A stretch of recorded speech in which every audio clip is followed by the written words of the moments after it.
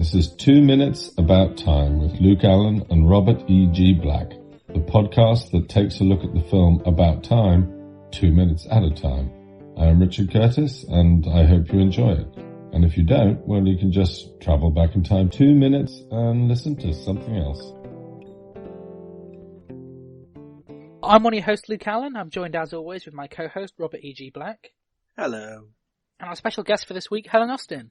Hello. So today we're looking at minutes 58 and 59 of About Time, which starts with a continuation of Tim's very awkward exchange with Charlotte and Tina. Tina continues on to say, problem with that? Where Tim says, no, I don't. I love that stuff. It's, ooh. Yeah. That's the worst of the lines here, I think, in terms of what we were saying before about the possible issue with things being misconstrued. I think it's still fine because we know how well-meaning he is and how he is trying to undo the offense of what he said before. And the sound makes it perfect. The swoosh sound for time travel is happening before he finishes the sentence. It's already, this has gone off the rails, it's done. Yeah, do you think that's Tim realizing at that point that he's got to go back? Oh, yeah. Yeah. The thing I really like is that from before, I'd mentioned how when the music started playing, and just before this whole interaction happened, Tim had this kind of moment where the lighting was really good, and you just saw Tim's face, and he was getting ready to go and approach the pair of them. And so, I don't know, I kind of had this feeling where I was like, oh, okay, this is gonna be sweet. And then all of this conversation happens, and it's so cringy, but I love this kind of way. I thought it was so well done. I love that stuff. Yeah. And as I said, it's because he's so well-meaning. I think if it was a different character saying that sort of line, it would be, it'd come across worse than it does here. Because we know Jay said it. Oh, yeah. You can tell that he's trying to... If Harry said it... Mm-hmm. So we then cut back into them at the theatre. The little boy behind Rory looks at the camera for a moment. He did the first time too. It's actually consistent. That's good. Yeah. Because Richard Curtis commented on it at this point in the commentary. And actually, I hadn't really thought about it. Yeah, the fact that Rory's still clapping while everyone else is leaving. I hadn't thought about it first time round. But yeah, people are a good way out. And he's just still cheering. Rory is having as he says later, the best night of his life. Yeah, we get a good bit of Rory in this film, but we could have had so much more. Rory's great. From what I can see of him, he just screams positivity. Yeah. And I love that. I love the fact that everyone else is trying to rush out, but he's still appreciating it. He's still wanting to clap and carry on. So, then Tim suddenly comes across as really responsible at this moment, where he says, wow, I've just seen the girl who broke my heart 3 summers ago. Rory says, let's go say hello. Nah, let's let sleeping dogs lie. Come on. I mean, yeah, even at this point, if we didn't know what had happened beforehand, that would be a really weird way to respond anyway, wouldn't it? You'd kind of want to say hello anyway. I feel I can't think of many people. It depends how she broke your heart. Yeah, that's true. To be fair, if I saw any of my exes, I would not walk up to them in a theater. But I'm an awkward freak like Tim, so. Would you point them out either? Depending on who I'm with, yeah. If it's someone who knows that name and who that person is when I reference it, yeah, I'd say. That makes sense. Yeah, so I like how Rory does say, when he's outside, best night of my life. I always love this area, it's so bustling, and I mean those pictures full of colour, it just makes me so happy when I'm round here. All the colour. Yeah. I love it. I love that line. I want to know. When I heard it, I replayed it about 6 or 7 times because I just loved it. He walked out and he was so excited. Yeah. Part of me wants to know Rory, the other part of me wants to be the Rory. Yeah. And I mean, you could say that the end moral of this film is to be a Rory. Mm-hmm. Yeah, appreciate the color. Just be Rory. Which, I'm wondering, maybe we should save that as the moment we go back to the week when they stop in the train station. Hello, this is Robert jumping in with a quick correction while editing. This is not any scene from the train station. This is before I realized what the location was. I'm talking about the moment in minute 101 repeated in minute 103. in which Tim and Rory are running through the Royal Courts of Justice, and Tim pauses to look around. Is that compare Tim slowing down and looking around to this moment with Rory? Because I think, Rory's already done it. Yeah, I'll definitely go back to this moment when we do that. 100%. If I remember. I know I shouldn't say 100% because that's a while ahead. And I literally decide the bonus minutes at the exact moment where I'm sending the files. I never write them in on the schedule for some reason. I don't know. It's more exciting because I've already forgotten what minute I've sent Helen, so this is going to be interesting. I've got a good idea, but I'm not certain.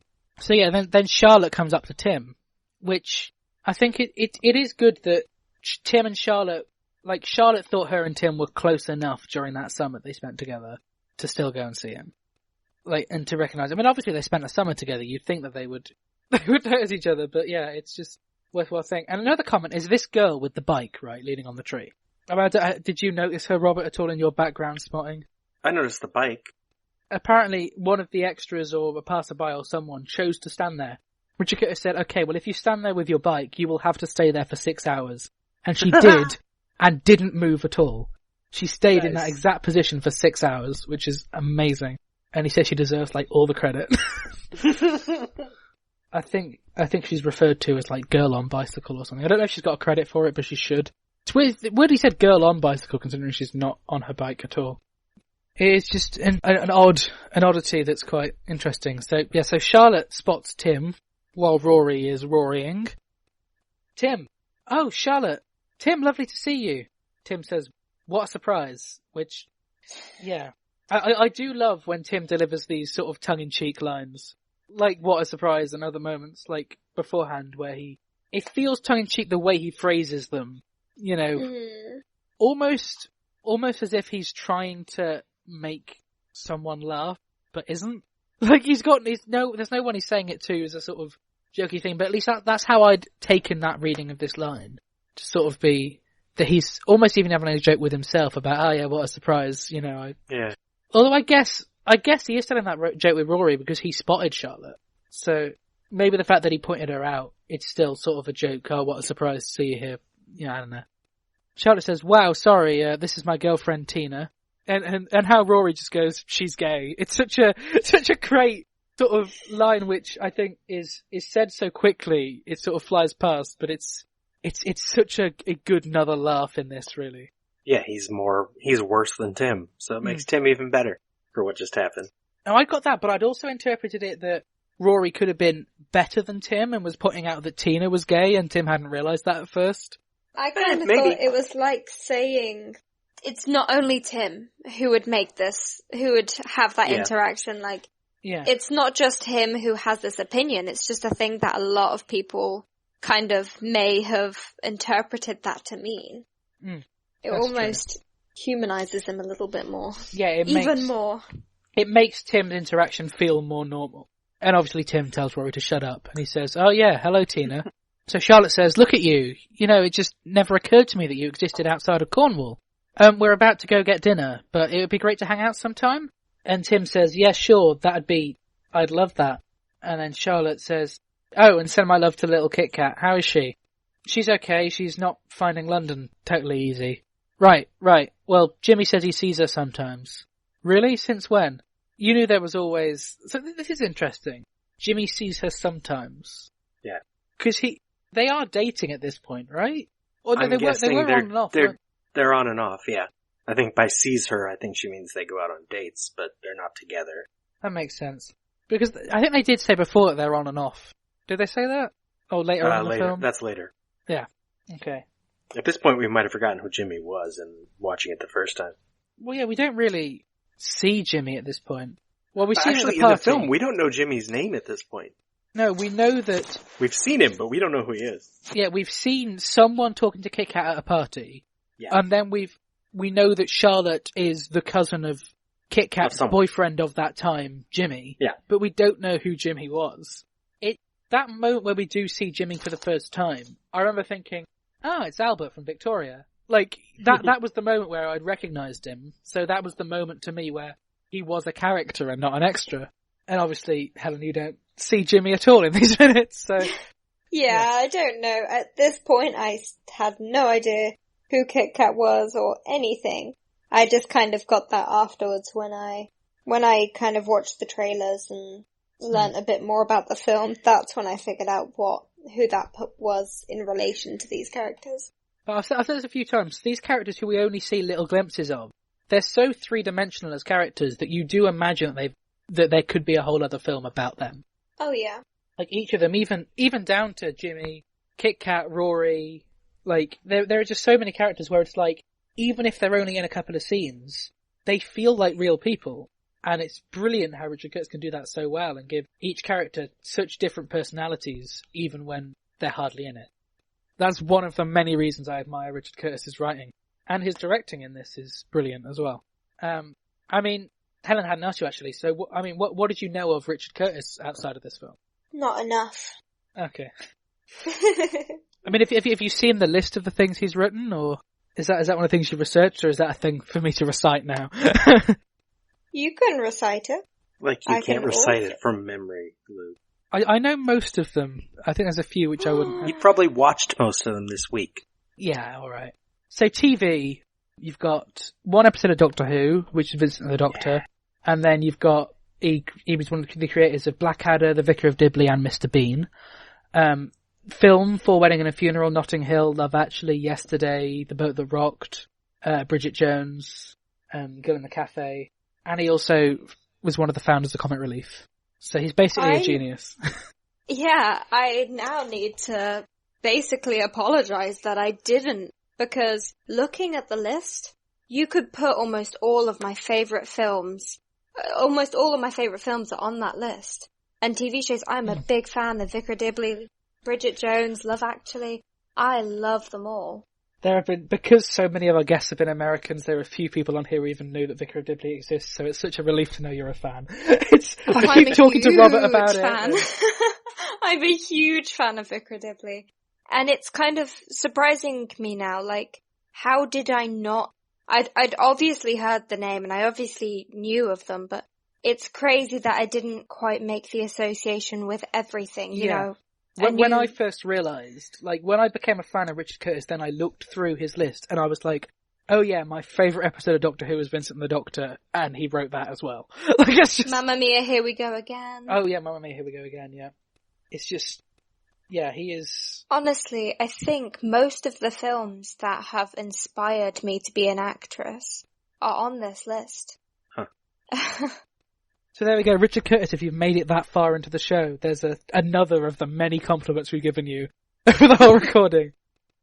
Yeah. It's one of those where individual films and shows, you associate them with the name, but then you don't always think of associating them with each other and realizing just how many of your favorites were by this person. Mm.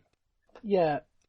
I think the thing with Richard Curtis films as well is almost every successful British comedy is his.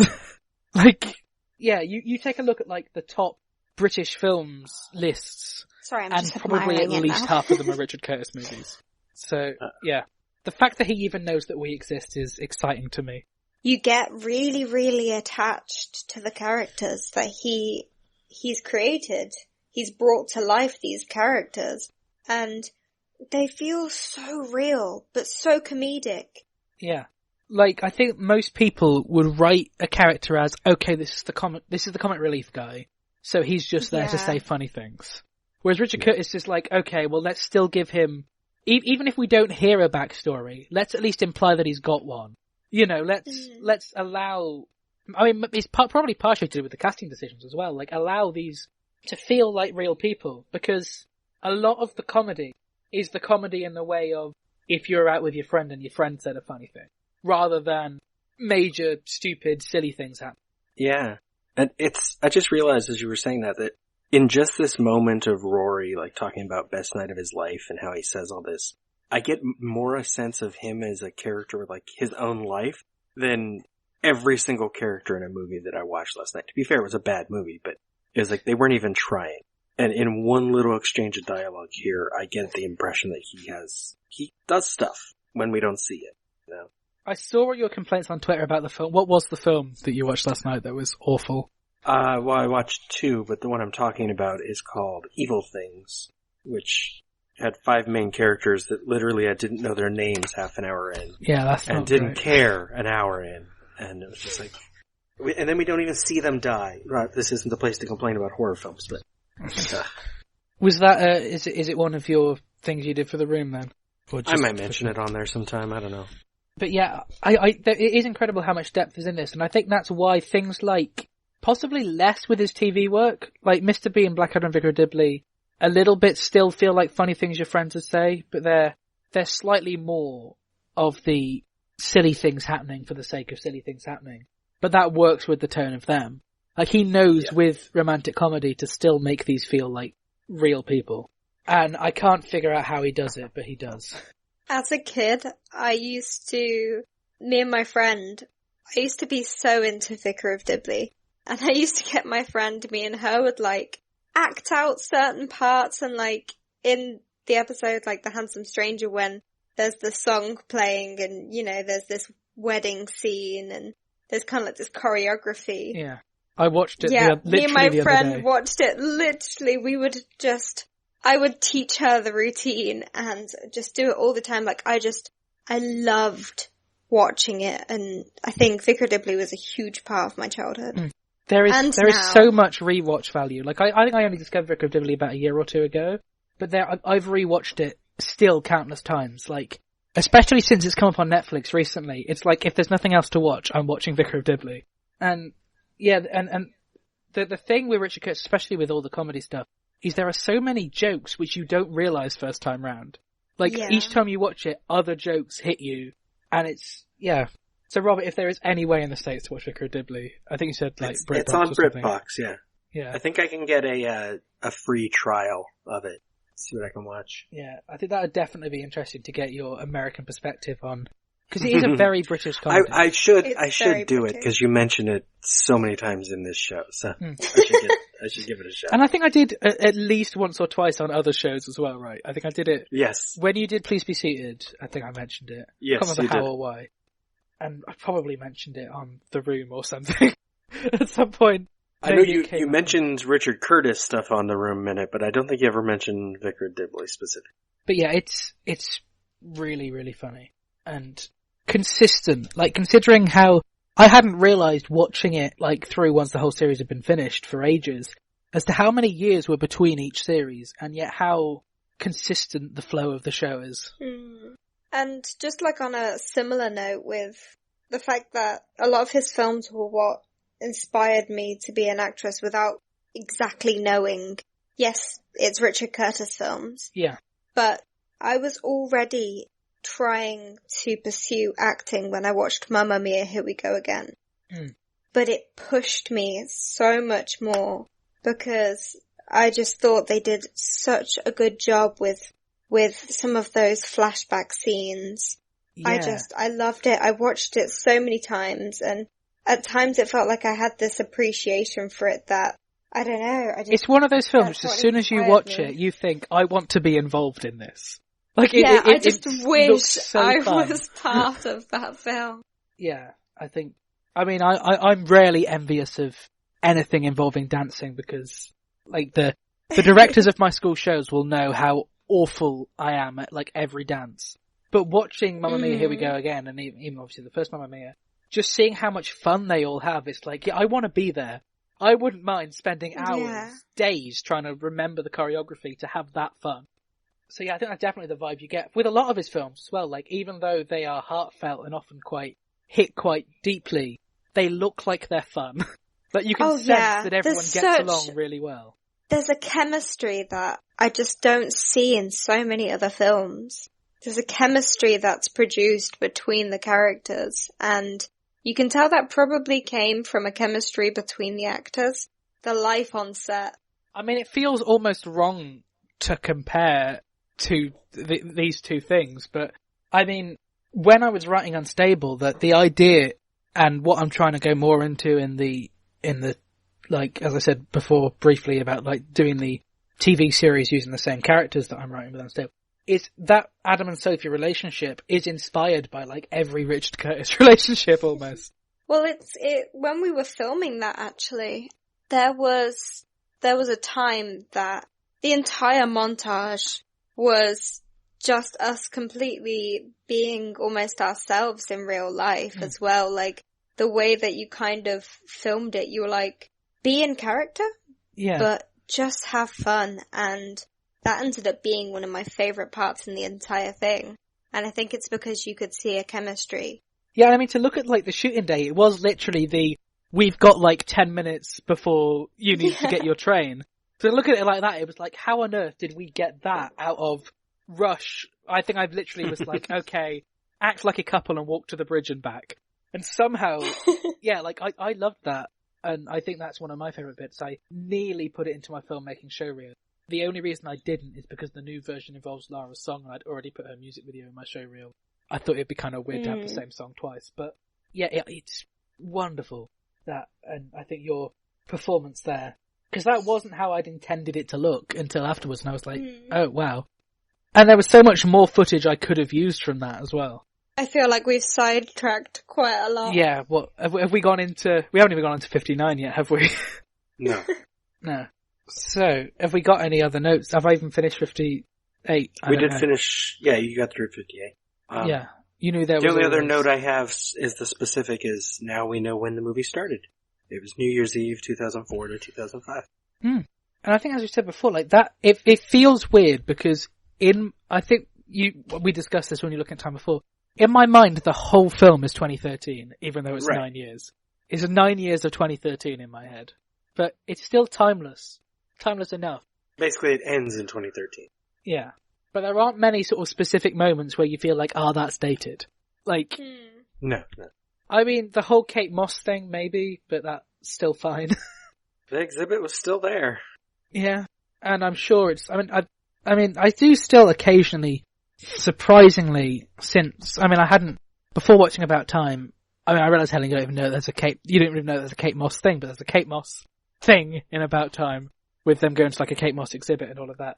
Like, before watching it, I didn't really have much of an awareness of Kate Moss, mostly because of being someone born in 2004. Her main time period has slid past. But since watching it, I have noticed that there have been a few things I've watched or like conversations I've heard people have where they do mention Kate Moss, so it still feels normal enough that they would go to the exhibit, especially when they are people who grew up at that time.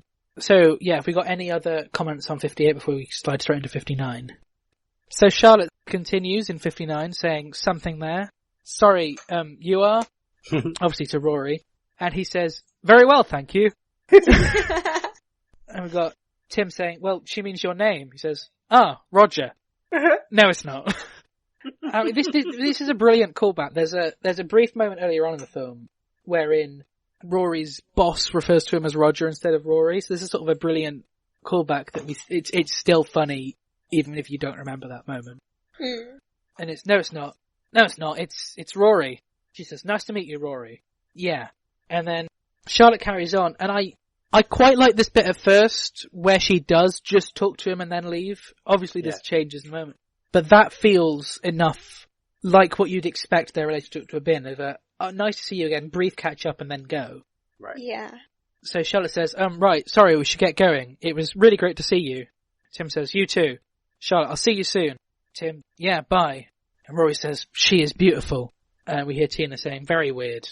Charlotte, I think we should go to...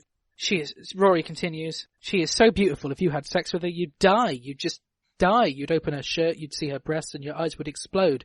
You'd have to have sex with her blind, and then you'd die. And once again, like, now any sort of objectification feels wrong and out of place. But Rory's explanation feels okay. Well, it helps that he's weird. Yeah, I think if it were Jay, if it were Harry, it'd be odd. Yeah. Obviously Tim isn't endorsing it and we know that he's odd. I think it's once again, it's dangerous grounds to tread, and Richard Curtis manages to tread those grounds without, as far as I'm aware, causing offence. I mean, hell, I don't want you to feel like I brought you on to get the female perspective on these things, but it is definitely helpful. Like, what's your view on this whole thing, really? I honestly think that interaction is just brilliant, the way that because it doesn't sound as much like objectification or anything like that. I mean, I guess, but But because it's at his own expense, I guess. Because he's talking to his friends and he's not saying, did you get a look at that or anything like that. He was just kind of rambling about something that it's his own personal kind of attraction to women, that kind of. And I guess maybe it's because his insecurity and it's his idea that you'd die. The joke is on the person who's seeing her rather than on her. Yeah, it definitely feels like the kind of point of it. Like, it's not that he's going, imagine sleeping her. with her. You're not. Yeah. Yeah, you're not actually thinking about her. Well, at least I wasn't. I wasn't really thinking about her when I was hearing him say that. I was thinking more about him, and it comes across his insecurities and his feelings. You could almost forget that it was about her at all, almost. It could have been about anyone. It could have been about anything. It's just him kind of showing his true colours a little bit, and it's quite a funny interaction. It just made me like the character Rory even more because he's just so insecure and awkward. It also makes him feel more aware than Tim. Like, the idea of her being out of his league per se. Like, Tim thought he stood a chance, and Rory knows he doesn't. And I wonder whether that sort of means anything. I mean, they never use the phrase "out of your league." I mean, I genuinely haven't heard that phrase used in ages, to be honest. But I mean, the sort of idea where Tim thought that he'd have a chance with her, and Rory was just straight up like, "Nah, if I was with her, I'd die." You know, it's an odd but kind of acceptable exchange. May I be slightly controversial and slightly objectifying for a moment? What he says was weird to me because I think so many people are really attracted to Margot Robbie, right? And I love her as an actress. She has charisma. I think every other actress in this movie is more attractive than her. Like, I mean, there's only a few. It's not like saying she's ugly or anything, but I'm like, okay, Charlotte's fine, whatever. But there's Mary, there's Kit Kat, there's Polly, there's Tina. I'm like, whatever. But we were introduced to her by Tim's perspective, so it works for the movie. But I'm just like, she's not that great. Move on, Rory. I mean, I'd beg to differ, but I'll leave it there. Right, I know. I think what I've been trying to say, but I've just not been able to get the right words, is that it's all kind of sounding like it's coming from Rory's opinions, and he's not saying, I guess he is using the word you, but he's not kind of making out like everyone would be necessarily head over heels in love with her, but just the fact that he himself is just like, I wouldn't know what to do, just, what is this? I think this girl is amazing, and it's kind of very personal for him almost. And I think it's interesting to use the phrase in love, because when Tim first saw her, it felt like a romantic attraction, whereas with Rory, it felt almost like a sort of sexual attraction, but it's physical. It was like a sexual attraction with the concept of sex being so out there that he knows that there's no chance at anything.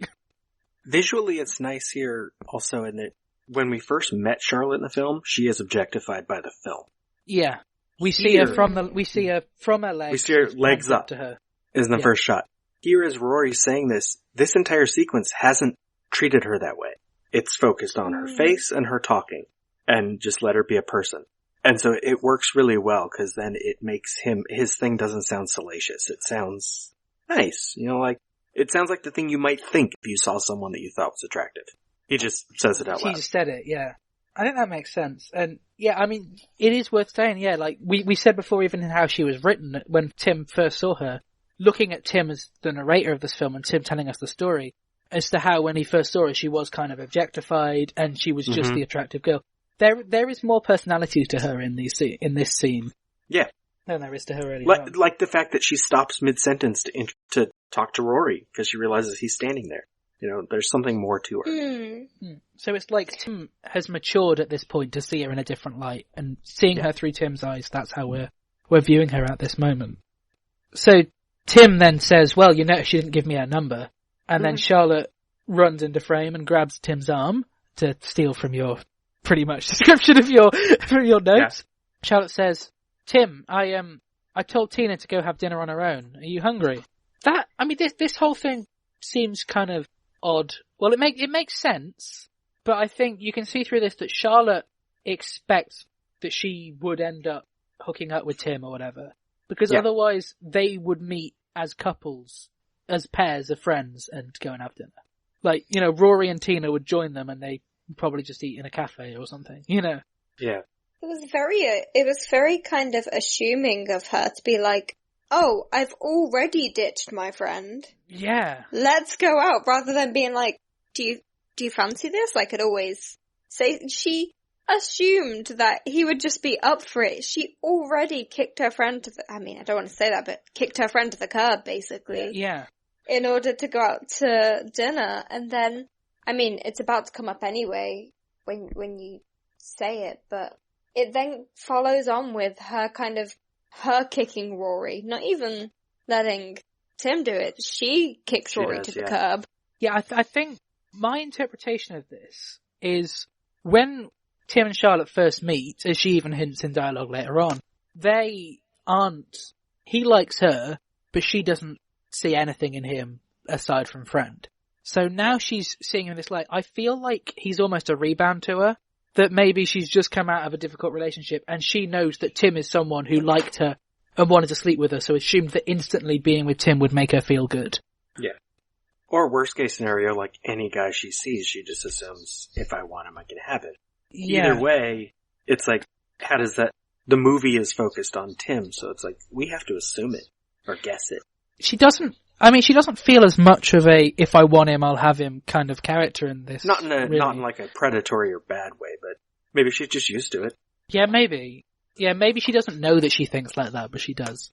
That's a good point. I think Joanna knows that she. Joanna would do it on purpose, yeah. Yeah. So yeah, what impressions do you get of Margot Robbie as Charlotte Helen in these minutes? I don't know. So, I do kind of. I wish I had the context of the rest of the film to be able to give like a proper opinion, but just from this kind of interaction, she seems really quite sweet and quite nice. As you said, I quite like the fact that she wasn't just talking to Tim before, she then turns her attention and starts talking to Rory. Much to his surprise, like if you watch it, he's just smiling, being himself, smiling all happily. And the second she directs the conversation to him, his eyes widen, he doesn't know what to say. But honestly, as like a social thing, just her kicking her friend to the curb and just being like, by the way, I've already gotten rid of my friend, time for you to do the same.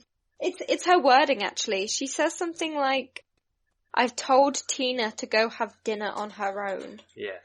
Yeah. Like, that's an interesting thing to say to your friend, like, go have dinner by yourself. I know we already have plans, but... Yeah, and the fact that she's forwarded it to make Tim feel guilty almost. Like, it wasn't just, I told Tina, Tina doesn't mind if I go and have dinner with you or whatever.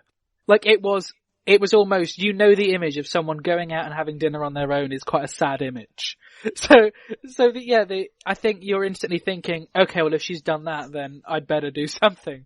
Mm-hmm. And, I've not really been in the financial position to go out to a restaurant and eat dinner on my own, but I'd imagine it's a rare occurrence. Going out to a restaurant is normally a thing you do with other people, right? It's an experience, honestly. When I went to America, I did quite a lot of things by myself, like socially, for the first time. Like, before I would have never really thought to go to the cinema by myself or anything like that. But on this trip, I'd gone to America pretty much by myself to do an acting course. And although I made friends out there and I had someone that I was staying with who was really, really kind and lovely, I still wanted to do a lot by myself. And it's actually really empowering, almost, going to meals by yourself and just being comfortable and happy in your own company. So I definitely recommend it when you can. Yeah, definitely something that's it doesn't seem like it would be that much of a big deal, but then when you do it, it can be really nice. It's only a big deal when you don't want to be doing it. Yeah. Yeah, that makes sense. I'm just not someone who tends to go to restaurants much at all, so I don't think it's out of place to say it's an idea which the image of someone going out to have dinner on their own is a sort of sad and lonely image. Yeah, the fact when it's kind of forced upon you. Yeah. You know, you go to this... She didn't choose to. Play, or... Was it a play? Because as I said, I don't quite have the context. Yeah. So, you know, they've gone to this play together, they had plans to go to dinner together, and then she just turns around and she's like, oh, go have dinner by yourself. I've already decided I have new plans. Yeah, because we don't get anything from their exchange that we hear earlier on because of how quick it was. They're having a different conversation anyway before this. So it would be such a quick, moment. There's not much of a chance for them to discuss it over this, 10-second period. It's almost like she's just gone, oh yeah, I'm gonna go have dinner with Tim. You can almost hear it from off screen, but I tried changing the volume and see if I could figure out what they're saying, but it's like they didn't have actual words to it. Yeah, that makes sense. They probably didn't. There's not really... Right, it probably was nothing scripted, it's just they put some noise off to the side before Charlotte comes back into frame. Tim says, yeah, of course. And the final kick to Rory is Charlotte saying, great, bye Roger. Yeah. And I think that's why Rory is just such a character that you instantly, love, because of how much everyone else seems to dislike him. I've only just realised that, actually. Yeah. Obviously, I've not got much context, having not seen the film.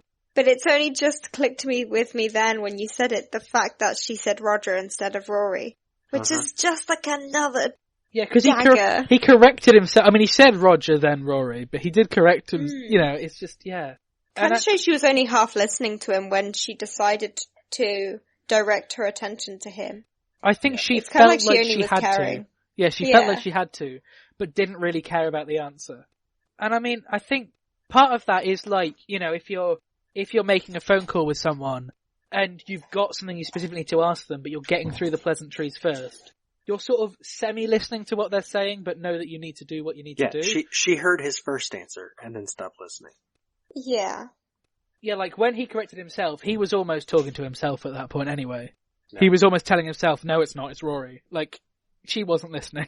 And I mean, just to sort of look at how much people seem to not appreciate Rory, the minute before this, just before we cut to Rory there's a line where Tim says, what sort of idiot, or something. What's the line? It's something like that, isn't it? What sort of idiot can I get to come with me to see a show? I'll verify what the line is now. What kind of sad act is going to be free on a Saturday night with no days? There we go. And then we smash cut to Rory pretty much. I know we've discussed that a little bit as it's technically not a smash cut. But yeah, I mean it's... So yeah, even in Tim's narration, in Tim's telling of the story, no one seems to particularly like Rory other than him just he's just there sometimes. So yeah, I think he's such a brilliant actor. Is great. I wish we saw more of him. And I mean, I haven't checked whether he's been in anything else. Oh, hang on. I think I saw him in something actually. I can't remember what it was, but I feel like I was watching something and I was like, that's Rory. I'll check that at some point, but I'll read the rest of the dialogue first. So then we carry on and Rory says, oh yeah, excellent. Thanks again for the play. Triumph. And I mean, he's not, Rory deals with this pretty well as well. Yeah. I like Rory because he deals with this fine and, he knows that's what the best is for Tim. You know that he's partially hurt, but he knows that, his emotion isn't the concern at this point. It's just a brilliant, so much that he says in these expressions, really. So, Charlotte says, where do you want to go? Tim says, well, wherever you like, really. And she says, I can't compete. And that's sort of all the dialogue for this minute. So, what is there on visuals, Robert? Well, at the end, what's important is after the dialogue is we do get them at the restaurant and back and forth smiling and laughing, but no dialogue. Tim and Charlotte are having a good time. Oh yeah, we have got 10 seconds of that. That's a good point. It's interesting that you couldn't track down what restaurant this was then. That's going to be I can imagine how that's annoying. Well, the problem is no one cares. The restaurant in the dark, people cared, so people looked it up. And so that's listed on IMDb and it's listed on people talking about location shooting this movie. This one, it's just one off and it goes away. Same with her, where she's staying. Whether it's a hotel or apartment building, I don't know. Because it's not listed anywhere. Okay, that makes sense. Yeah, okay, I've seen the guy who plays Rory has been in a few things. So his name is Joshua Maguire.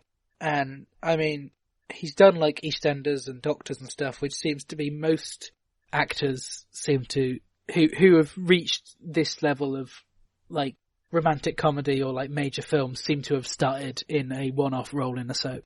Even Margot Robbie, except her wasn't one-off. She was pretty regular in Neighbours, I believe. So I know I've seen him in Cinderella. He was the palace official.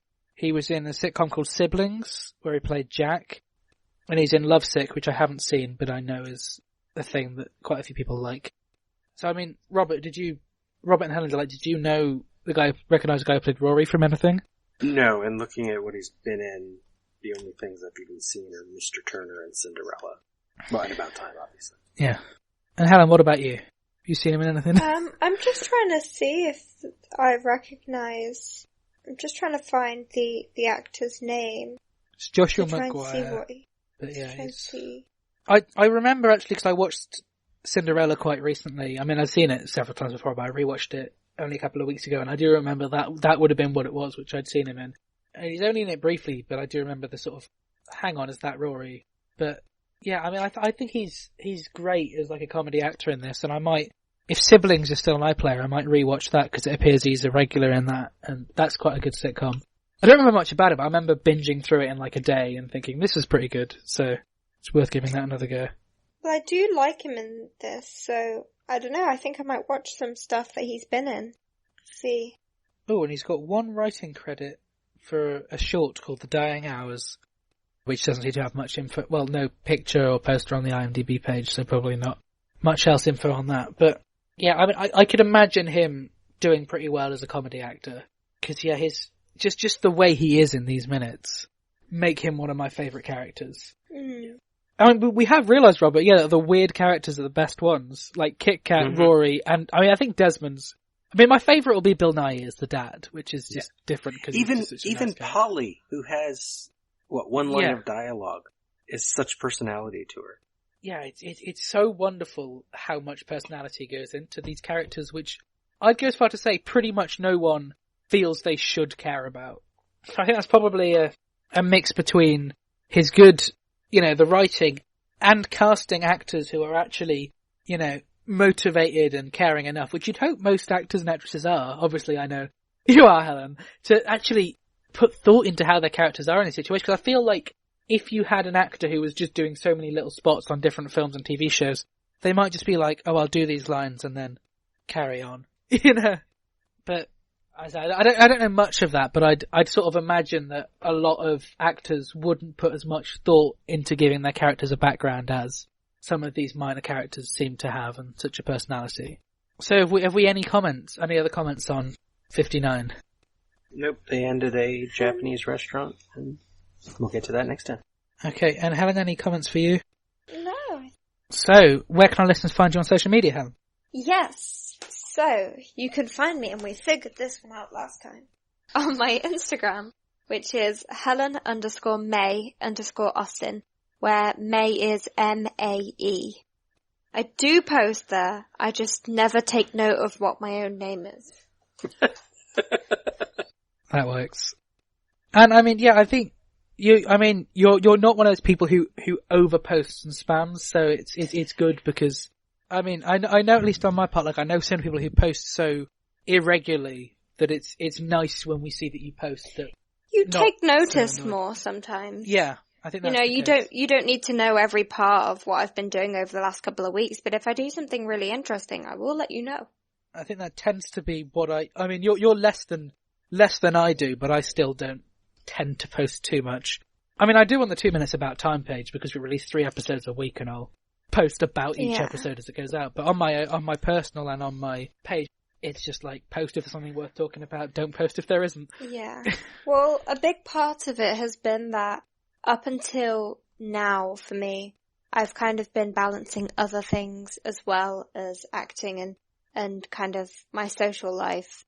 I've been studying, and I'm about to be through with studying, and so I feel like I'm about to become a lot more frequent on social media because hopefully I'll be involved in more projects that I can talk about. Yeah. Please follow, please. And if you have a project, please include me. I'd love to say to any film people working, I can genuinely give a really good recommendation for Helen. Like your keenness and your motivation and your performance has had like most of the people who've reviewed and commented on the film have said how great your performance was. So thank you. Helen Thank is you. And I can highly recommend Luke as a director. I think we just hit as well with the other actors in the film. There was just a chemistry that we had. And because everyone in it seemed to anyway be in it for the right reasons, we just love creating any project, big or small. Hit me up because I love working on projects. That's why I do this, because I enjoy it. I don't do it because I think there's a money aspect. I don't do it because I think it's gonna get me anywhere specific. I do it because I enjoy it. And I'm pretty sure Luke does the same thing, so. I mean, looking in those actor groups on Facebook, I hate how annoyed some actors get about no pay and free projects or, no or low budget things. And so I think one of the bonuses about being a no budget filmmaker is the idea that you are only getting the actors who do it because they want to act. And don't get me wrong, people do make it their career. And so they do struggle. Yeah. But it's different. It depends what kind of project. I mean, you don't have to be part of the project. It's very project dependent, and I do things because I think it's fun. Anyway, this is a long social media. And Robert, in case you're feeling left out, I can recommend Robert as a co-host. We could, I mean, you've probably got a bigger backlog of podcast hosting than I have film, and Helen has acting. Like, it's a long. How many podcasts have you done now? Let's see. Michael Myers Minute, Dave Made a Minute, Mandy Sucks Minute, The Room Minute, Annihilation Minute, this one. I'm forgetting some. And guest spots on like 20 others. Yeah. I'm like 50% sure Robert must be a time traveller, because you get so much time for these things that it's brilliant. Anyway, Robert, where can they find you on social media? Robert E.G. Black on social media, or lemmingdrops.com to find links to everything. And the listeners can find me on Twitter at llama_bottle0, on Instagram at thegingerluke, on Facebook at Luke Allen Film. They can also find all podcast, radio appearances, newspaper articles, short films, anything I'm remotely involved in is probably at lukeallen.co.uk. If not, then contact me on one of the other forms of social media and I'll put it on lukeallen.co.uk. They can also find this show on Facebook, Twitter and Instagram at 2 Mins About Time, and they can join our Facebook group The Cupboard to discuss all things about time and anything else they want to chat about. Taking today's goodbye once again from a list of interesting ways to say goodbye. I'm trying to find the ones that aren't rhyming, because they're getting kind of boring. Because we did a load of rhyming ones at the start. Oh, here we go. Bye, I tolerate you. Oh. Oh, cold. Yeah. I felt bad saying that, I'm not gonna lie. The 2 Minutes About Time theme is performed by Ethan O'Mahony and is a cover of the About Time theme, originally composed by Nick Laird-Close. 2 Minutes About Time is a production of Lemming Drop Studios in association with Bottle O Productions.